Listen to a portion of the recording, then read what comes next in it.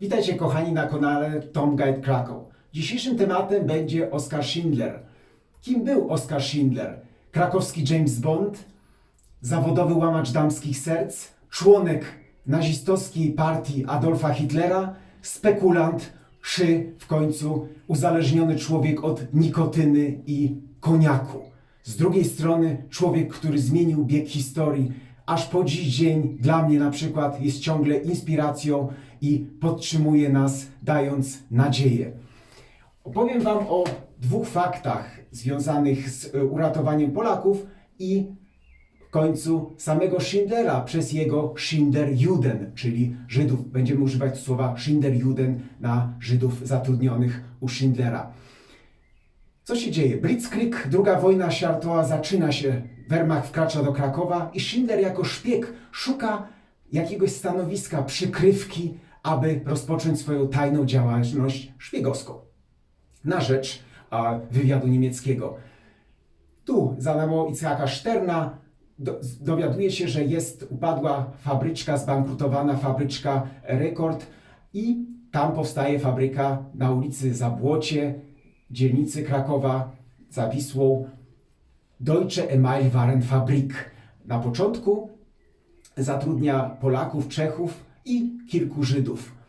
Z czasem, jako oficer wywiadu, wie, że front zaczyna się przesuwać i Hitler chce zaatakować Związek Radziecki.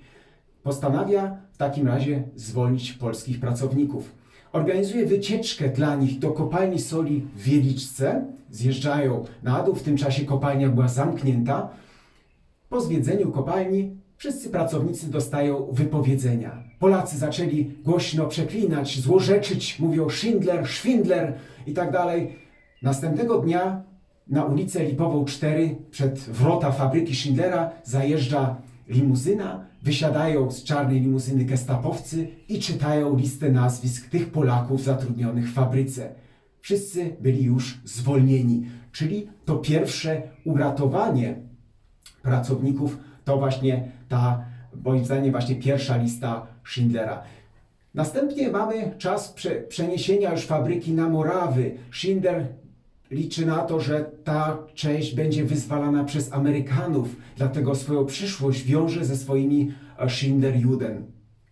Ratuje nawet Żydów z obozu koncentracyjnego Auschwitz-Birkenau.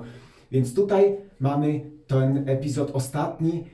I w filmie Lista Schindlera widzimy bardzo zmitologizowany moment, gdzie Schindler przemawia z płaczem, żegnają się.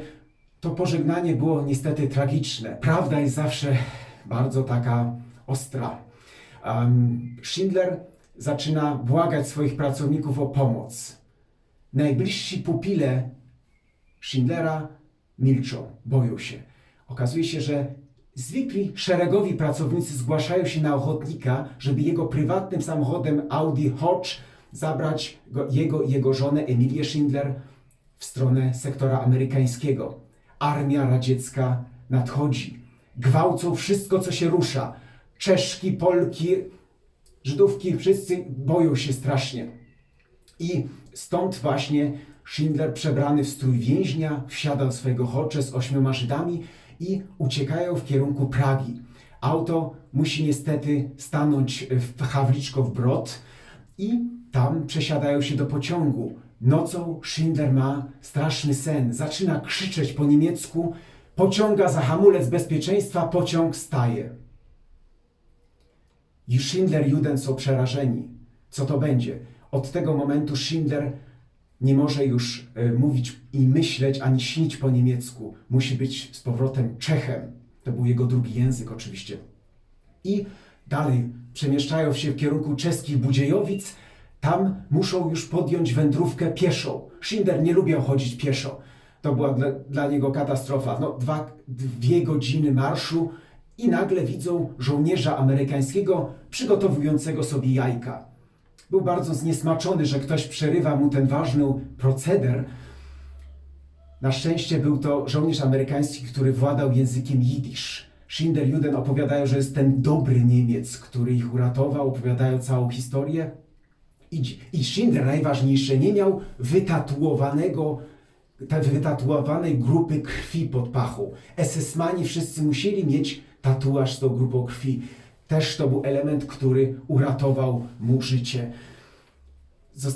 Dostaje status uchodźcy, z obozu koncentracyjnego. Wraz z Żydami jest przewieziony przez rabina wojskowego do obozu dla dipisów w Passau w Bawarii, a stamtąd dalej chce się przemieszczać w kierunku Szwajcarii, oczywiście neutralnej.